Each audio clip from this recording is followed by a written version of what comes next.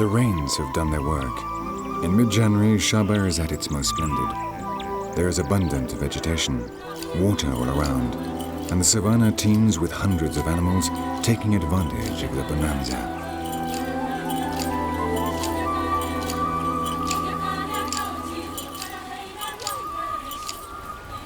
The elephants have returned to the region and remain here longer.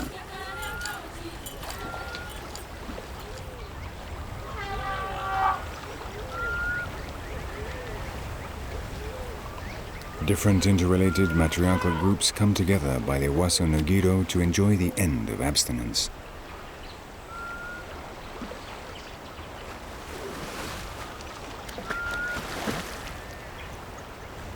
Elephants need between 80 and 160 litres of water a day, and the adult males can drink twice this amount, so they must always have water sources available. The banks of the Ewaso Ngiro, whose waters are now high and stable, every day attract large herds of pachyderms. The adults can drink and bathe, and the young can wallow in the mud, protected by a forest of colossal legs.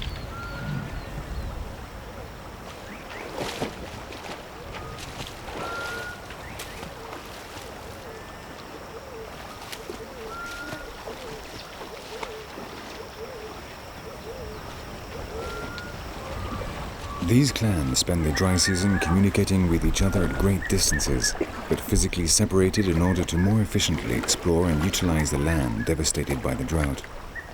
But now Shaba is witness to their reunion and can enjoy the spectacle, once frequent in East Africa, of herds of over 200 individuals.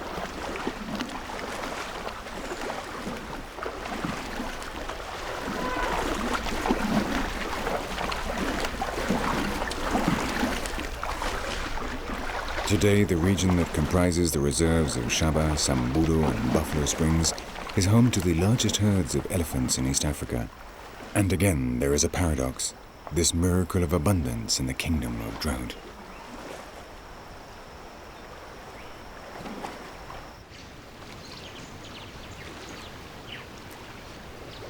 The riverbank is the meeting place for the majority of the species of Shaba.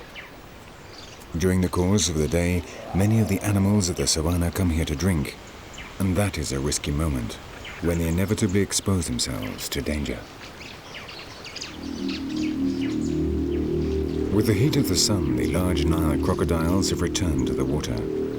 On one of the banks, a group of Grevy zebras are slaking their thirst, and the appearance of a young colt attracts the great saurians.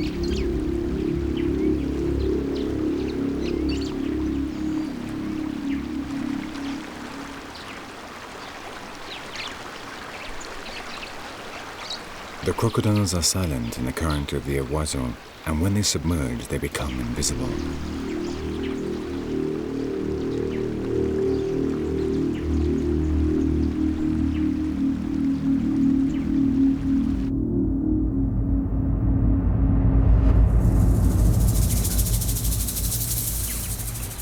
But the zebras are on permanent alert, and the shallowness of the river is a factor in their favor.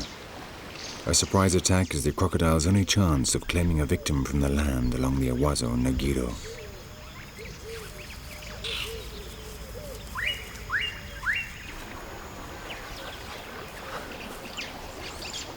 The baboons, too, who have remained in this region all year, thrive in the shade of the forest along the riverbanks.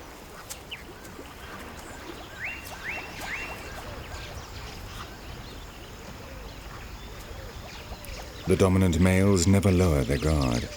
The hunters also know that sooner or later their prey will come to drink, and in the strip of forest there are frequent ambushes.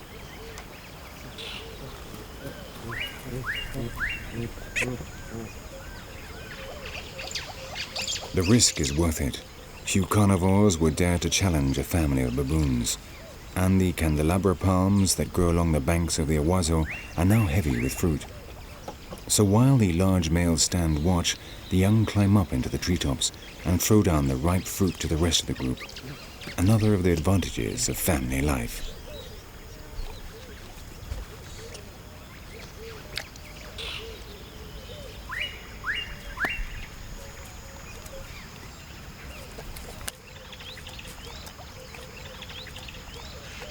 Among the shadows of this same forest, just a short distance from the baboons, two Kirk's dik-diks nervously keep watch as they eat.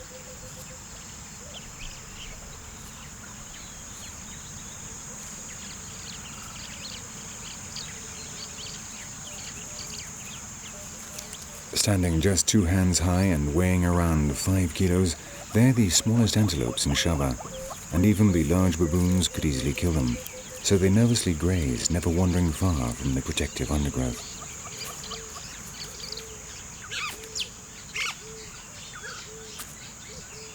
The nervousness of the dik-diks is fully justified, because the forest in which they live is the habitat of the most beautiful and elusive hunter in Shaba.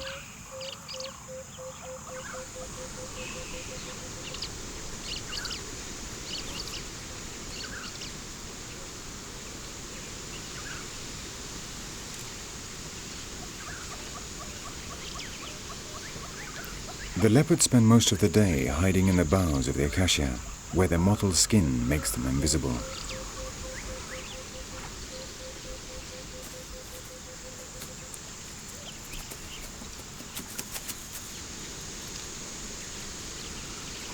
But when the sun goes down, when the shadows creep over the savannah, they come down from the branches to begin their hunting rounds.